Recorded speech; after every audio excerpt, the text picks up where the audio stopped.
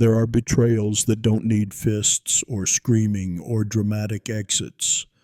Some betrayals just come in the form of a wine glass and the silence of someone you once called Dad.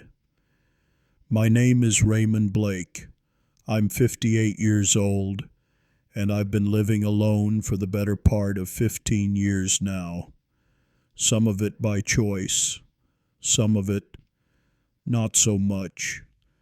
I used to be a railroad engineer, 30 years working the tracks, watching freight and time go by. It was a life of movement, of control. Out there, I knew where everything was going.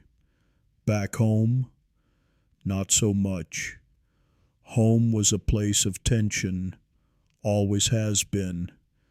My father and we never quite fit together, like two pieces from different puzzles shoved into the same box. He was cold, calculating, always finding fault in me. And my mother?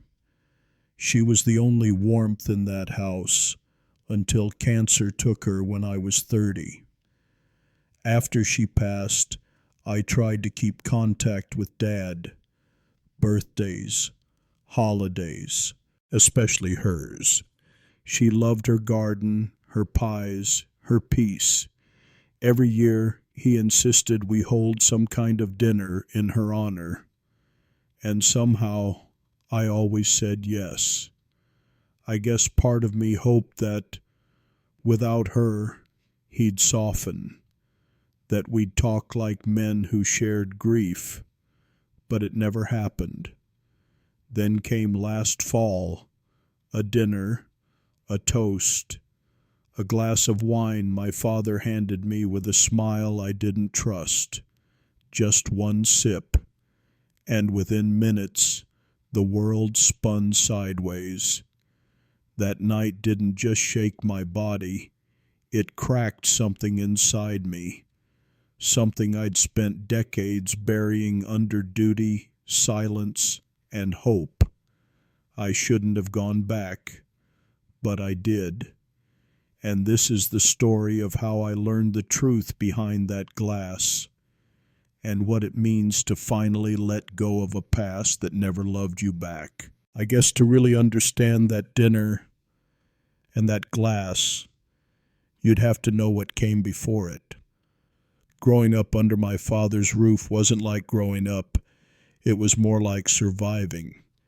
He wasn't physically cruel, no black eyes or broken bones, but everything about him made you feel small. Every word, every glance, every sigh. He was the kind of man who measured love in obedience and respect in silence. And maybe, buried under layers of hurt, was that stupid, stubborn hope that this time the silence would break and he'd see me. Just once. He ran the house like he ran his business, tight-fisted, cold, all about control. My mother was the only one who knew how to defuse his storms. She'd place a gentle hand on his arm, or distract him with a pie in the oven. She never stood up to him, not really, but she made life livable. For me.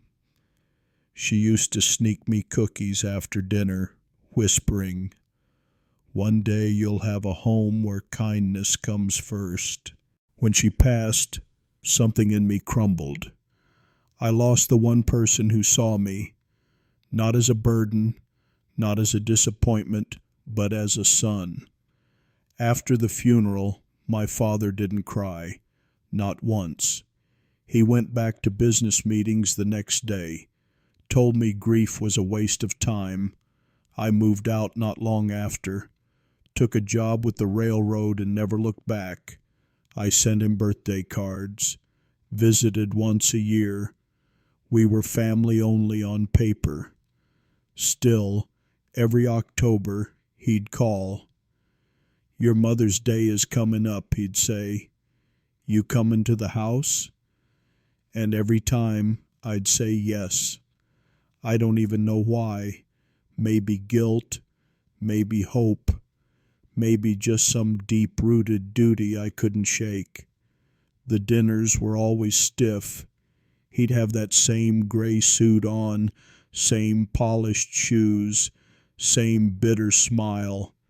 He'd pour wine like it was communion, like it made up for all the years of silence.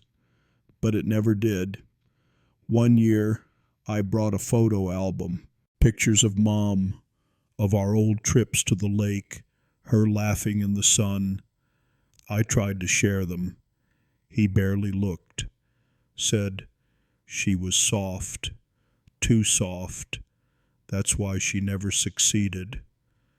I remember just staring at him, my own father, talking about my mother like she was weak for being kind. That's when it hit me. He wasn't grieving her. He was relieved. He didn't lose a partner. He lost his buffer. And I lost my only shield. Over time, I stopped bringing anything personal. Just showed up, ate quietly, left early. But last year, something was different. He seemed eager, called me 3 times to confirm I was coming, said he had a bottle saved just for us. That should have been the first warning. But like every year, I drove the 2 hours back to that house. That cold wooden house tucked between the trees like it was hiding something. I pulled into the driveway, stepped out, and smelled her lavender in the wind. She used to plant it by the porch. I almost turned around right then, but I didn't. Because sometimes, even when you know better, your heart still wants a father. That night started like the others. Quiet table, overcooked roast, awkward conversation. My father greeted me with a handshake, never a hug. His cologne still smelled like something sharp and expensive, the kind that lingered in your clothes long after he left the room. He motioned toward the dining table with a stiff nod. Sit. I opened something special tonight. On the table sat 2 glasses of red wine, already poured. He gestured toward one. Yours. I hesitated. He noticed. Don't worry, he chuckled. Not poisoned. I gave a tight smile, sat down, and picked up the glass. It felt warm. Sweaty palms, maybe, or nerves. He raised his. To your mother. We clinked. I took a sip, just one. The flavor hit me first. Bitter, metallic, wrong. My body tightened. My gut clenched. Then came the spinning. It didn't take long, maybe 5 minutes. My head grew heavy, the air thick. My eyes blinked slowly like someone had dimmed the room. I gripped the edge of the table. Raymond? His voice came through like it was underwater. I tried to speak. My tongue wouldn't move. Then came the pressure in my chest. Not pain, just weight. Like something inside me was sinking. My last thought before the blackout was, what did he do to me? When I came to, I was on the old couch in the den, blanket over me, shoes off, dim light above, head pounding like freight cars running through my skull. A voice, soft, female. Ray. I turned. It was Lorna, my mother's cousin. She lived a few blocks away and had come over after dinner ended. Said my father called her because I passed out. He said you drank too much, she added, her voice careful. I sat up. I had one sip. Her face tightened. She didn't argue, just looked at me for a long while, and then, gently, she said, "Your grandfather. You remember how he died?" I shook my head. "Heart attack, right?" She nodded. "That's what they said, but he collapsed just like you did, at dinner, after wine." My skin went cold. She leaned in. "I never said anything. Your mother was devastated, but she had doubts. She kept them quiet, for your sake." The room went silent. It wasn't just a bad glass of wine. It was a pattern. 3 generations, 1 house, 1 man. I left that night without saying goodbye. My father didn't stop me, just sat there in his chair, swirling his wine. He didn't even ask if I was okay.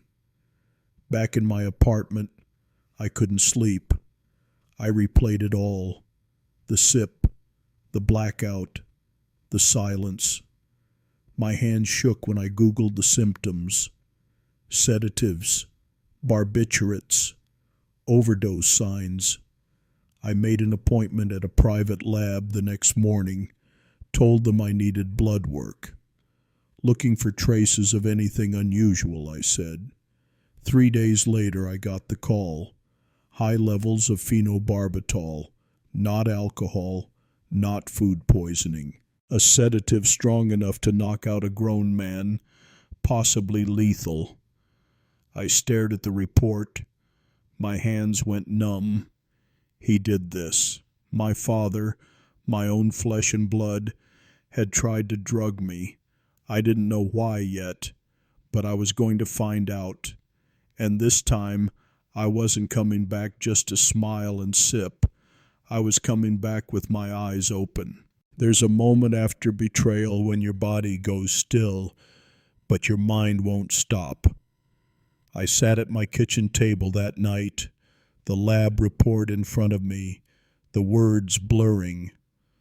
High concentration of phenobarbital, clear, clinical, cold. I couldn't wrap my head around it. My own father had poured me a glass with enough sedative to stop my heart, and then sat there, watching me drink it. Why? Money? Maybe. I didn't have kids, no spouse. If I died, he'd inherit what I had. A modest retirement fund, some railroad pension, the house. But none of it was worth dying over. So was it just control? Was I still, after all these years, a piece on his board? Something he needed to remove to feel in charge again? I thought about my mother, about how she used to hold my face and whisper, "You are not what he says you are." She must have known something. Maybe not the extent of it, but enough to carry fear in her silence. I picked up the phone and called Lorna. She answered on the second ring. "Ray? I need to ask you something," I said.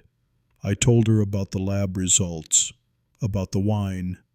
She didn't sound surprised. "I knew it wasn't just in your head," she said. "After your mom passed, Robert changed, got colder, meaner, controlling, even with her estate." We sat in silence for a few seconds. Then she said something that hit like a punch to the gut. "You weren't the first. And his father, well, your grandfather wasn't the first victim either. The poison runs deep, Ray." That night, I couldn't sleep. Every time I closed my eyes, I saw that glass, his smirk, the warmth of the wine turning cold inside me. I wanted to believe it was a mistake, that maybe he mixed up glasses. But deep down, I knew better. He never did anything without purpose. The next morning, I stood in front of my bathroom mirror, staring into eyes that looked foreign, older, tired. "Why are you still protecting him?" I whispered. I'd been doing it for decades, making excuses, downplaying the coldness, hiding the hurt. That's what children of toxic parents do.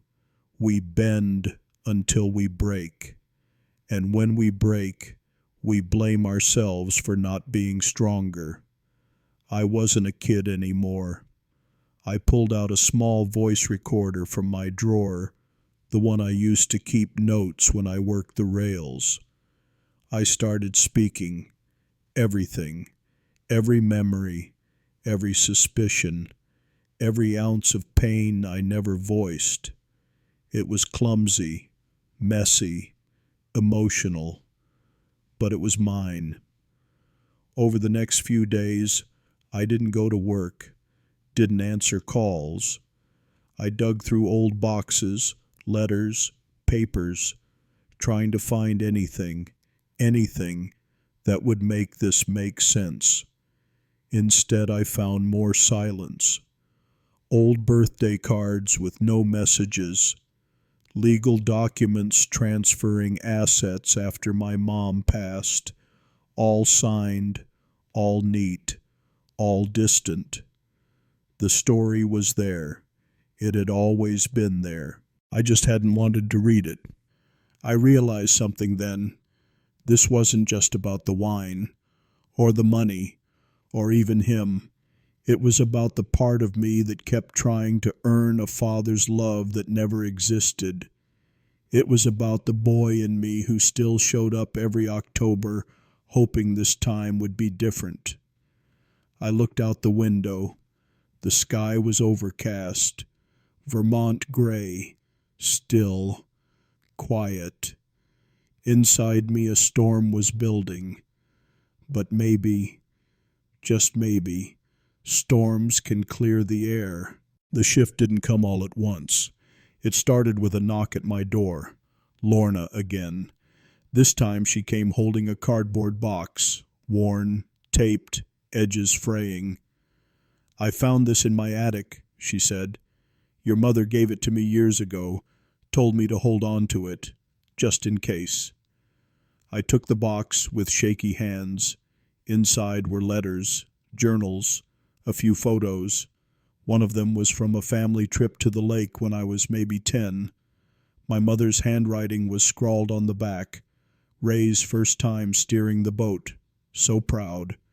I closed my eyes. She had seen me. I sat on the couch and read until the light outside faded. Most of the letters were never sent, written by my mom during her final year.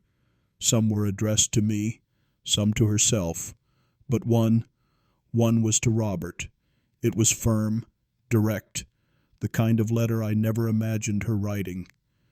"I see what you are becoming," she wrote, "and I won't let you do to Ray what your father did to you." I stared at that line. My grandfather, the same man who died after dinner, after wine, generational poison. She had known, and she tried to stop it. That's when I made the decision.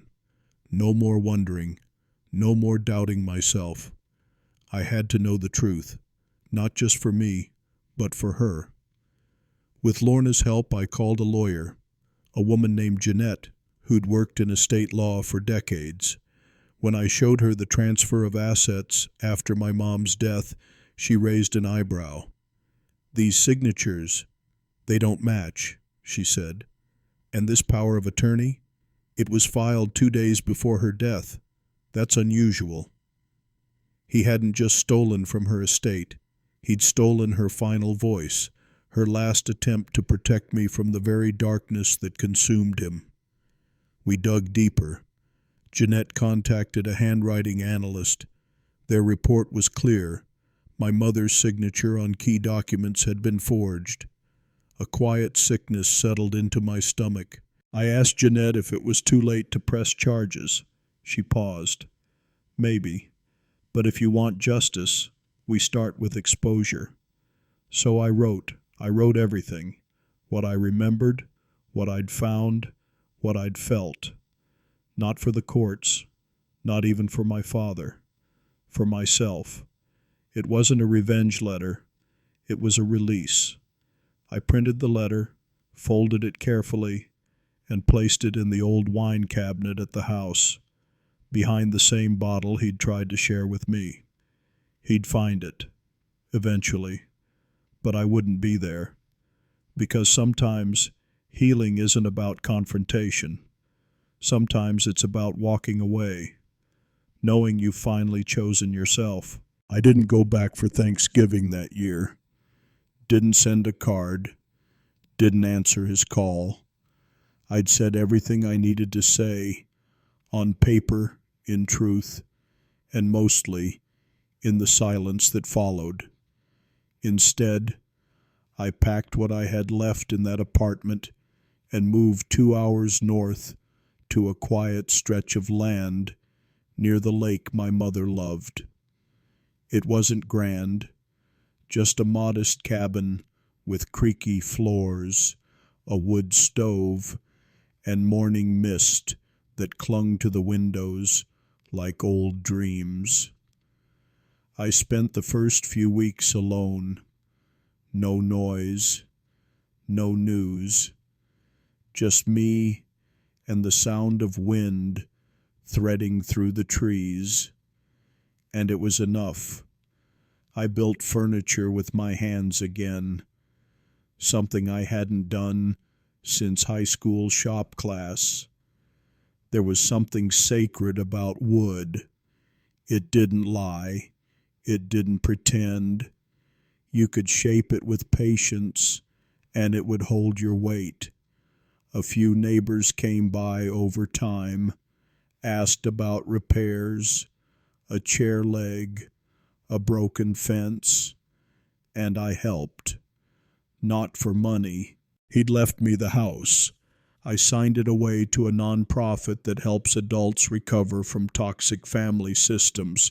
They turned it into a transitional home for men like me, men learning to breathe again. That felt right. Some people think healing looks like a clean slate, a perfect ending. I don't believe in that. I believe in scars, in stories, in second chances that begin in quiet places. And for the first time in my life, I was finally home. If you've made it this far, thank you for listening. This wasn't easy to share, but stories like mine, stories about silent strength, about healing after betrayal, about letting go of the past, we don't hear them enough. Maybe you've had someone in your life who made love conditional, who turned silence into a weapon, who took and took until you forgot who you were. If so, I want you to know something. You're not broken. You are not too late to start over, or to protect your peace, or to reclaim the voice that was quieted for too long. This is one of many emotional recovery stories. And maybe, just maybe, it helps remind you that your healing journey matters too. If my story spoke to you, share it. Leave a comment. Tell me what part stayed with you. Or simply say, I hear you. Because sometimes the most powerful revenge is just being free. This is Raymond, and I'm still healing, but I'm finally living. Subscribe for more quiet empowerment and stories about self-worth, overcoming toxic relationships, and moving on after pain. You're not alone here.